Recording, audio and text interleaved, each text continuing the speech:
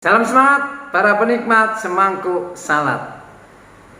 Kita sudah sampai di penghujung tahun 2020. Ini adalah hari terakhir di tahun ini.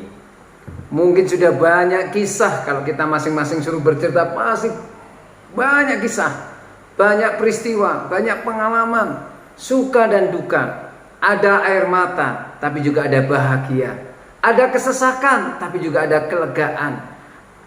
Disalahpahami tapi juga dimengerti, ditinggalkan tapi juga didatangkan banyak sahabat.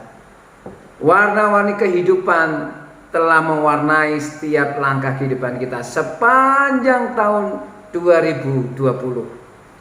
Bahkan seorang Rasul Paulus pun pernah mengatakan dalam Filipi 4 ayat 12.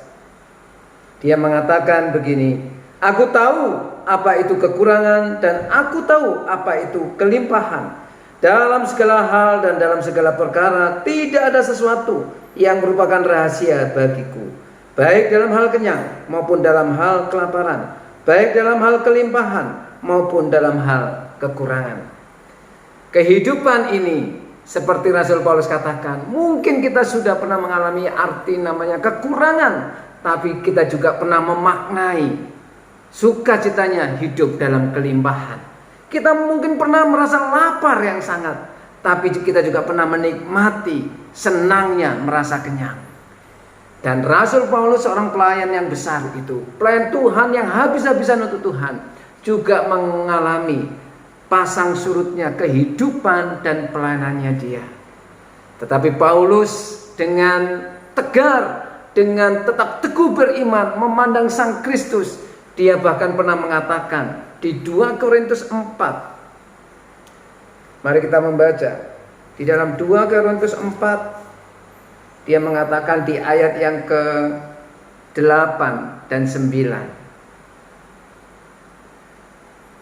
2 Korintus 4 ayat 8 dan 9. "Dalam segala hal kami ditindas, namun tidak terjepit. Kami habis akal, namun tidak putus asa. Kami dianiaya, namun tidak ditinggalkan sendirian. Kami dihempaskan, namun tidak binasa." Beranikah kita atau mampukah kita berkata-kata seperti Paulus? Dia pernah dihempaskan, dia pernah ditinggalkan, dia pernah difitnah, dia pernah karam kapal, dia pernah enggak dihargai, dia pernah enggak dihormati. Kerja kerasnya sama sekali nggak dipuji. Tetapi Paulus selalu punya alasan untuk kuat menghadapi itu semua. Kehidupan dan segala musim kehidupan sepanjang 2020 mungkin kita juga rasakan terlalu menyesakan, terlalu menggelisahkan, dan banyak sekali air mata yang tertumpah. Tapi percayalah, kita tidak pernah berjalan sendiri, karena ada Allah Sang Immanuel yang akan menyertai dan telah dan pasti menyertai kita. Dan itulah yang diyakini oleh Paulus di dalam dinamika pelayanannya yang tidak selalu memunculkan sukacita atau kebahagiaan materi atau jasmani, tapi justru kehidupan rohani Paulus berkobar-kobar, hatinya meluap dengan sukacita apapun badai dalam kehidupan dan pelayanannya dia. Sehingga di akhir hidupnya, menjelang dia dipanggil Tuhan, dia mengatakan statement yang luar biasa di dalam 2 Timotius 4 ayat yang ke-7. 2 Timotius 4 ayat yang ke-7, Paulus berkata demikian.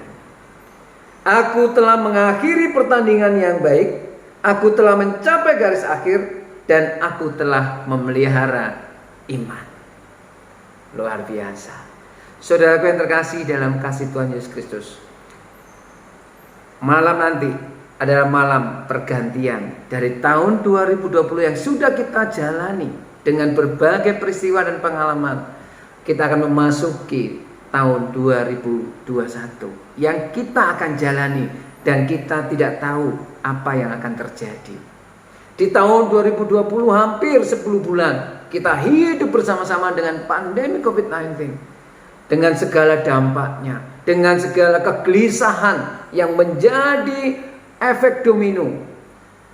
Bukan hanya masalah kesehatan, tetapi juga masalah ekonomi menekan kehidupan kita, keluarga demi keluarga, usaha demi usaha, pekerjaan demi pekerjaan. Itu semua kita rasakan. Tapi toh kita boleh melewatinya sampai hari ini. Dan kita tidak pernah tahu sampai kapan kita bisa hidup. Tetapi mari bersama-sama kita men-setting kehidupan kita begitu rupa, apapun yang terjadi kita tetap kedapatan sedang memuliakan Tuhan. Sehingga seperti Paulus di akhir hidupnya kita berani mengatakan, aku telah mengakhiri pertandingan yang baik, aku telah mencapai garis akhir, dan aku telah memelihara iman.